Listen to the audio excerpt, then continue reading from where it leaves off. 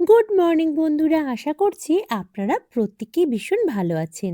টক ঝাল মিষ্টি ইউটিউব চ্যানেলের নতুন একটা রেসিপি ভিডিওতে আপনাদের সকলকে জানাই অনেক অনেক স্বাগত। আজ আমি আপনাদের সঙ্গে শেয়ার করব সহজ চিকেন বিরিয়ানির রেসিপি। আসলে আমাদের বাড়ির প্রত্যেক সদস্যই কিন্তু বিরিয়ানিটা ভীষণ পছন্দ করে, আর তাই আমাকে মাঝে মধ্যেই বানাতে হয়। খুব সহজ উপায় এবং অল্প সময়ের মধ্যে যেভাবে চিকেন বিরিয়ানি আমি বানাই বাড়িতে, সেটাই শেয়ার করব আজ আপনাদের সাথেও। চিকেন বিরিয়ানি তৈরি করবার জন্য প্রথমে নিয়ে নিয়েছি 1.5 কেজি পরিমাণ চিকেন।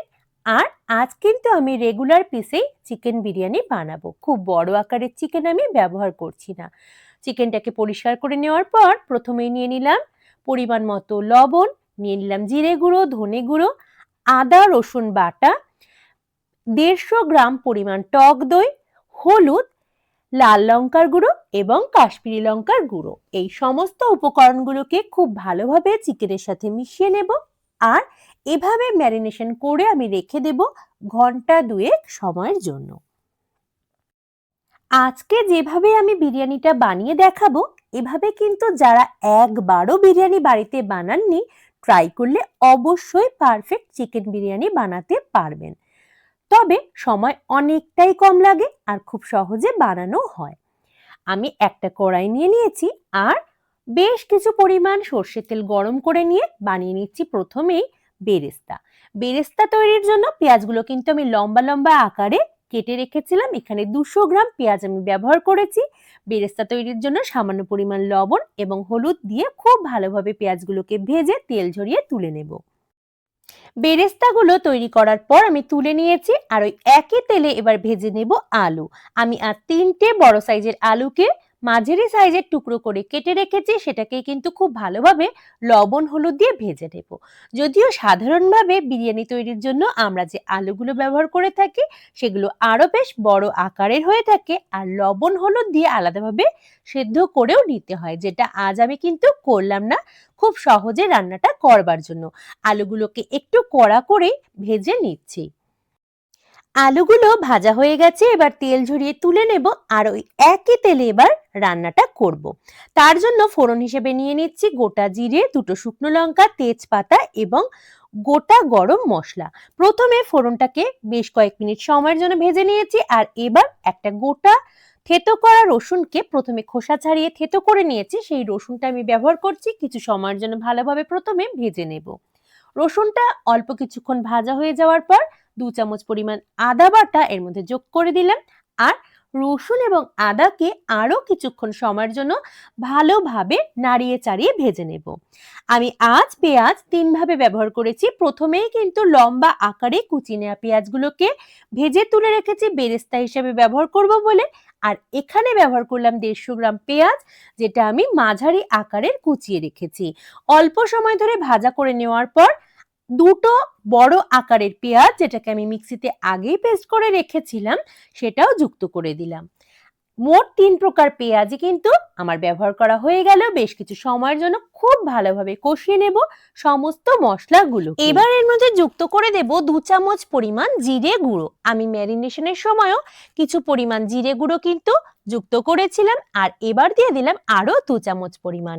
এবার 2টো মিডিয়াম সাইজের পেঁয়াজকে আগেই আমি পেস্ট করে রেখেছিলাম মিক্সিতে, সেটা ব্যবহার করলাম রান্নায় আর কিছু সময়ের জন্য একসাথে কষিয়ে নেব।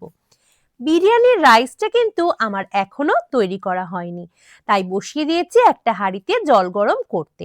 এর মধ্যে প্রথমেই নিয়ে নিলাম 3 চামচ পরিমাণ লবণ।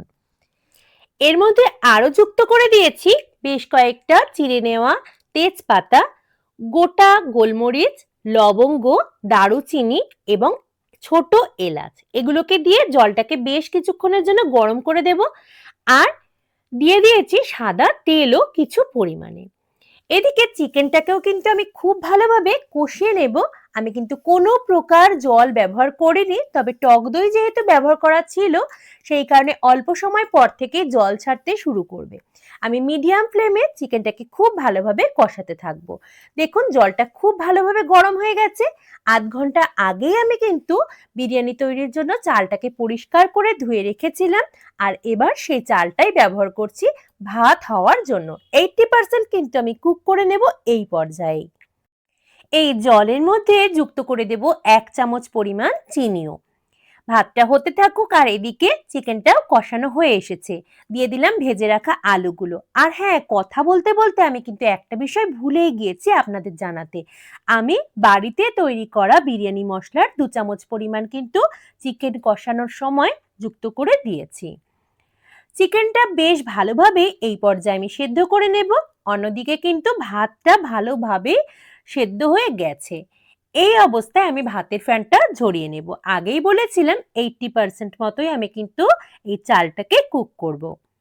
চিকেনটা খুব ভালোভাবে সেদ্ধ হয়ে যাওয়ার পর এবার গ্যাসের ফ্লেমটা দেব অফ করে একটা পাত্রে আমি বেশ কিছু পরিমাণ দুধ আগে থেকেই গরম করে রেখেছিলাম। এবার উষ্ণ অবস্থায় আসার পর এর মধ্যে যুক্ত করছি 1 চামচ পরিমাণ গোলাপ জল, 1 চামচ পরিমাণ কেওড়ার জল এবং কয়েক ফোঁটা মিঠা আতর। আজ আমার কাছে জাফরান না থাকায় জাফরানটা কিন্তু আমি যুক্ত করলাম না। এবার নিয়ে নেব একটা পাত্র, যেই পাত্রে আমি বিরিয়ানিটা দমে বসাবো। পাত্রের মধ্যে বেশ কিছু পরিমাণ ঘি প্রথমে নিয়ে নিলাম আর এবার ভাতটার একটা স্তর তৈরি করে নিয়েছি।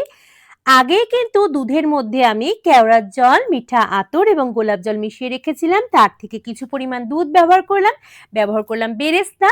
কষিয়ে নেওয়া চিকেন এবং আলুগুলোকেও আমি নিয়ে নিলাম। এভাবে একই রকম করে কয়েকটা স্তর তৈরি করে নেব আর তারপরে কিন্তু দমে বসাবো। বিরিয়ানি মশলাও কিন্তু ব্যবহার করেছি এই পর্যায়ে। দমে বসানোর পর মিনিট 20 অপেক্ষা করলেই কিন্তু আমাদের বিরিয়ানি রেডি হয়ে যাবে। এটা কিন্তু সবচেয়ে সহজ উপায় বিরিয়ানি তৈরি করার। সহজ পদ্ধতিতে হয় বলে স্বাদের কিন্তু কোনো প্রকার তারতম্য হয় না। আমার বিরিয়ানির লেয়ারগুলো কিন্তু রেডি হয়ে গেছে আর প্রতিটা পর্যায়ে আমি কিন্তু ঘিও ব্যবহার করেছি। আগে থেকে 6টা ডিম আমি সেদ্ধ করে রেখেছিলাম, সেটাকেও কিন্তু সাজিয়ে দেব। এবার একটা ঢাকনা চাপা দিয়ে আমি দমে বসাবো, তবে ডাইরেক্ট গ্যাসে বসাবো না। গ্যাসে আমি একটা চাটুকে গরম হতে আগেই বসিয়ে দিয়েছি। সেই গরম চাটুর ওপরে এই যে পাত্রটা, এটাকে বসাবো একটা ঢাকনা চাপা দিয়ে মিনিট 20 সময়ের জন্য। আর এই সময় গ্যাসের ফ্লেমটা কিন্তু একেবারে মিডিয়াম টু লোতে রাখবো। 20 মিনিট পরে আমাদের বিরিয়ানি কিন্তু হয়ে যাবে একেবারে রেডি। আমি যে পদ্ধতিতে আপনাদের সঙ্গে শেয়ার করলাম বিরিয়ানি তৈরি করা, কেমন লাগলো আপনাদের অবশ্যই জানাবেন। যদি ভালো লাগে লাইক করতে ভুলবেন না। আর যারা প্রথমবার দেখছেন টক ঝাল মিষ্টি ইউটিউব চ্যানেলটিকে আমি অনুরোধ করব সাবস্ক্রাইব করে পাশে থাকবার জন্য। আন্তরিকভাবে ধন্যবাদ জানাই আমার সকল বন্ধুদের। আপনাদের লাইক, আপনাদের কমেন্ট, আপনাদের সাবস্ক্রিপশনে কিন্তু আমাকে পরবর্তী ভিডিও তৈরিতে উৎসাহিত করবে। তাই অবশ্যই সাথে চাই আপনাদের। আজকের মতো এই পর্যন্তই।